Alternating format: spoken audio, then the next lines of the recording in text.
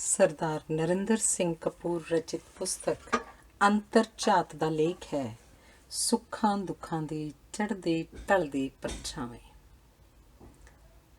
ਅਕਸਰ ਸਾਡੇ ਦੀਵੇ ਵਿੱਚ ਤੇਲ ਹੀ ਥੋੜ੍ਹਾ ਹੁੰਦਾ ਹੈ, ਪਰ ਅਸੀਂ ਐਵੇਂ ਹੀ ਹਨੇਰੀ ਨੂੰ ਕੋਸਦੇ ਰਹਿੰਦੇ ਹਾਂ। ਸਾਡੀਆਂ ਬੁਨਿਆਦਾਂ ਵਿੱਚ ਹੀ ਟੇਢ ਹੁੰਦੀ ਹੈ, ਪਰ ਆਦਤਵਸ ਅਸੀਂ ਕੰਧਾਂ ਨੂੰ ਦੋਸ਼ ਦਿੰਦੇ ਰਹਿੰਦੇ ਹਾਂ। ਸਾਡੇ ਆਪਣੇ ਮਨਾਂ ਵਿੱਚ ਹੀ ਖੋਟ ਹੁੰਦੀ ਹੈ, ਪਰ ਅਸੀਂ ਦੂਜਿਆਂ ਉੱਤੇ ਬੇਵਫਾਈ ਦੀਆਂ ਤੋਹਮਤਾਂ ਲਾਉਂਦੇ ਰਹਿੰਦੇ ਹਾਂ। ਜੇ ਤਨ ਮਨ ਸੁੱਚਾ ਹੋਵੇ ਤਾਂ ਚੋਰੀ ਦੀ ਰੋਟੀ ਨਾਲੋਂ ਭੁੱਖ ਵੱਧ ਆਨੰਦ ਦਿੰਦੀ ਹੈ।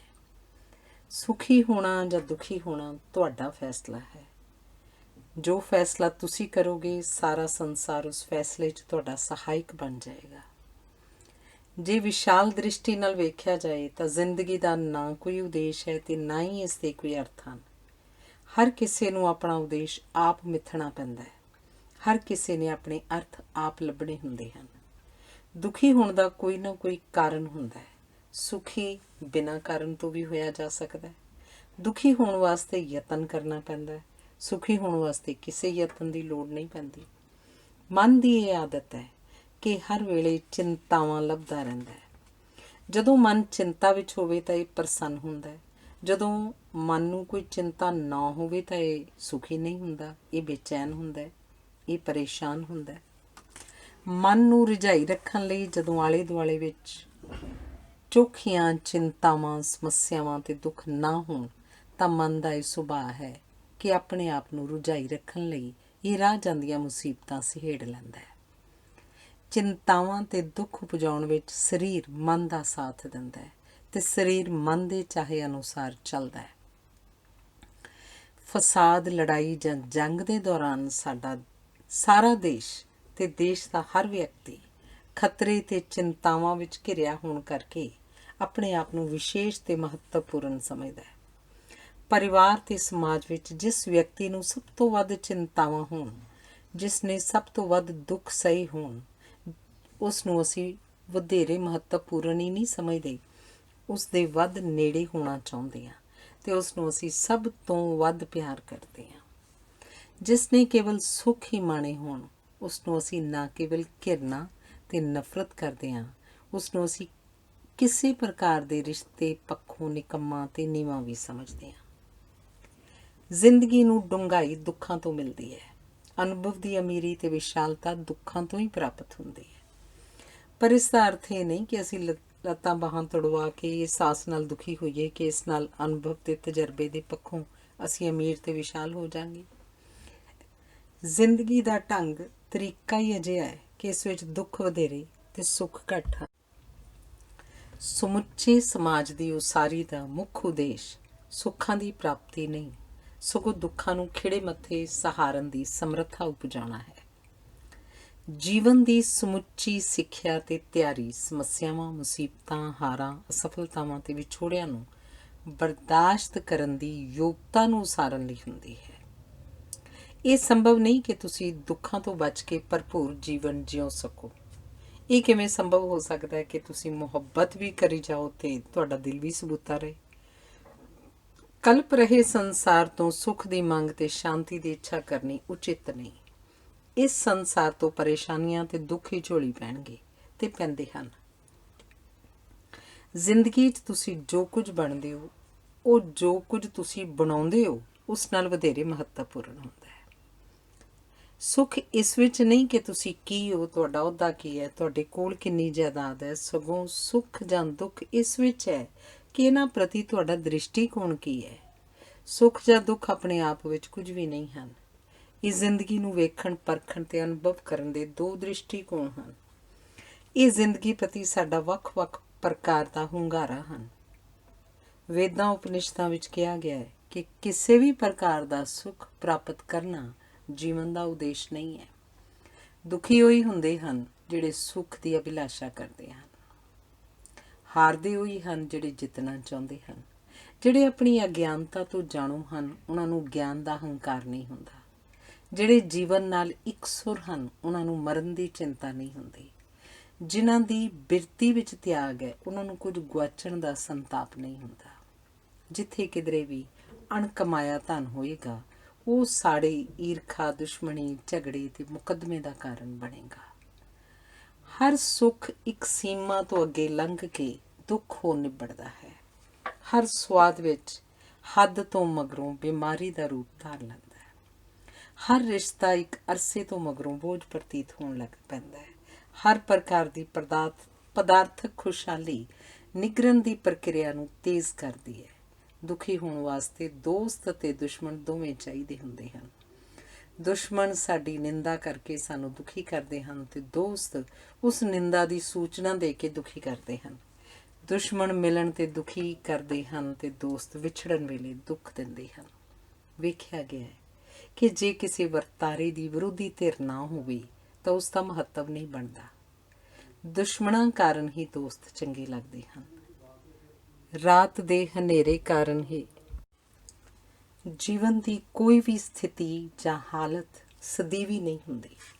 ਹਰ ਪਤਝੜ ਉਪਰੰਤ ਬਸੰਤ ਤੇ ਬਹਾਰ ਆਉਂਦੀ ਹੈ। ਹਰ ਮਿਲਾਪ ਵਿੱਚ ਵਿਛੋੜਾ ਛੁਪਿਆ ਹੋਇਆ ਹੈ।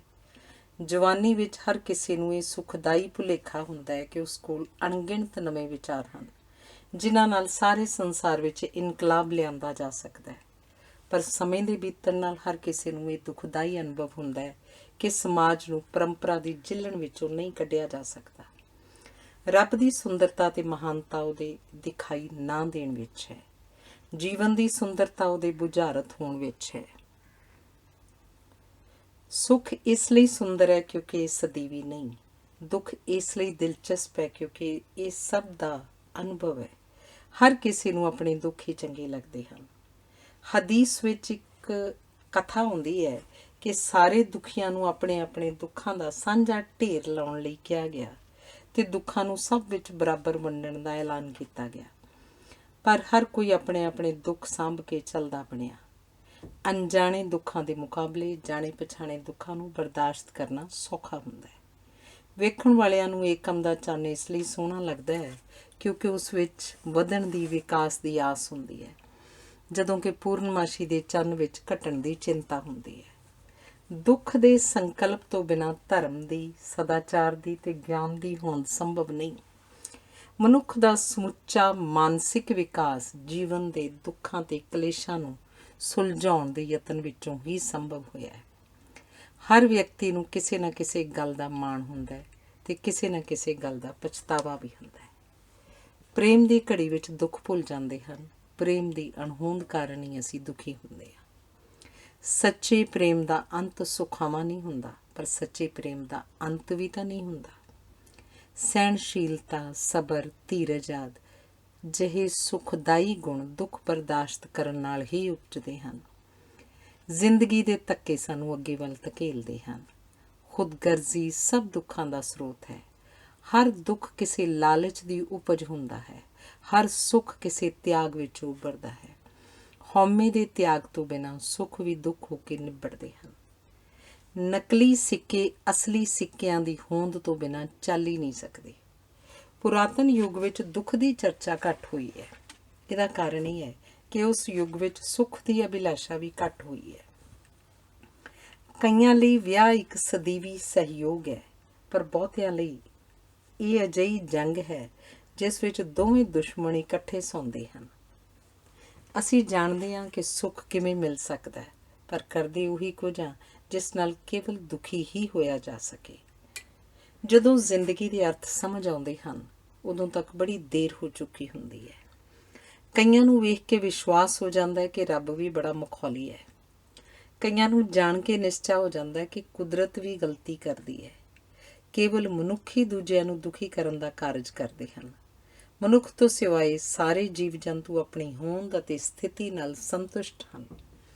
ਕੁਦਰਤ ਸਾਨੂੰ ਬੱਚੇ ਇਸ ਲਈ ਦਿੰਦੀ ਹੈ ਤਾਂ ਕਿ ਸਾਡੀਆਂ ਖੁਸ਼ੀਆਂ ਤੇ ਸੁੱਖ ਅਸੀਮ ਨਾ ਹੋ ਜਾਣ। ਕਹਿੰਦੇ ਹਨ ਜੇਕਰ ਬੱਚੇ ਨੂੰ ਜਨਮ ਦੇਣ ਦਾ ਕੰਮ ਪੁਰਸ਼ਾਂ ਦੇ ਜਿੰਮੇ ਹੁੰਦਾ ਤਾਂ ਕਿਸੇ ਪਰਿਵਾਰ ਵਿੱਚ ਇੱਕ ਤੋਂ ਵਧੇਰੇ ਬੱਚੇ ਨਾ ਹੁੰਦੇ। ਪੁਰਸ਼ ਦੁੱਖ ਸਿਰਜਦੇ ਹਨ ਜਿਹੜੇ ਇਸਤਰੀਆਂ ਨੂੰ ਸਹਾਰਨੇ ਪੈਂਦੇ ਹਨ। ਦੁੱਖ ਦੋ ਪ੍ਰਕਾਰ ਦੇ ਹੁੰਦੇ ਹਨ। ਇੱਛਾ ਪੂਰੀ ਹੋਣ ਉੱਤੇ ਵੀ ਅਸੀਂ ਦੁਖੀ ਹੁੰਦੇ ਹਾਂ ਤੇ ਇੱਛਾ ਨਾ ਪੂਰੀ ਹੋਣ ਉੱਤੇ ਵੀ। ਜੇ ਸਾਰਾ ਜੀਵਨ ਹੀ ਮੌਜ ਮੇਲਾ ਹੋ ਜਾਏ ਤਾਂ ਸਾਰੇ ਅੱਕ ਕੇ ਖੁਦਕੁਸ਼ੀ ਕਰ ਲੈਣ। ਸਾਡੀ ਉਮਰ ਲੰਮੀ ਨਹੀਂ ਹੋ ਰਹੀ, ਸਾਡਾ ਬੁਢਾਪਾ ਲੰਮਾ ਹੋ ਰਿਹਾ ਹੈ। ਕੰਮ ਜ਼ਿੰਦਗੀ ਦਾ ਸਭ ਤੋਂ ਵੱਡਾ ਸੁੱਖ ਹੈ। ਜਿਹੜੇ ਸੂਦ ਤੇ ਜਾਇਦਾਦ ਤੋਂ ਆਉਣ ਵਾਲੇ ਕਿਰਾਏ 'ਤੇ ਜਿਉਂਦੇ ਹਨ, ਉਹ ਅਮੀਰ ਭਾਵੇਂ ਹੋਣ, ਪਰ ਉਹ ਖੁਸ਼ਹਾਲ ਤੇ ਸੁਖੀ ਨਹੀਂ ਹੁੰਦੇ। ਜਿਹੜੇ ਦੁੱਖਾਂ ਨੂੰ ਆਮੋ ਸਾਹਮਣੇ ਹੋ ਕੇ ਮਿਲਦੇ ਹਨ, ਉਹ ਸੁਖੀ ਭਾਵੇਂ ਨਾ ਹੋਣ, ਉਹ ਦੁਖੀ ਵੀ ਨਹੀਂ ਹੁੰਦੇ।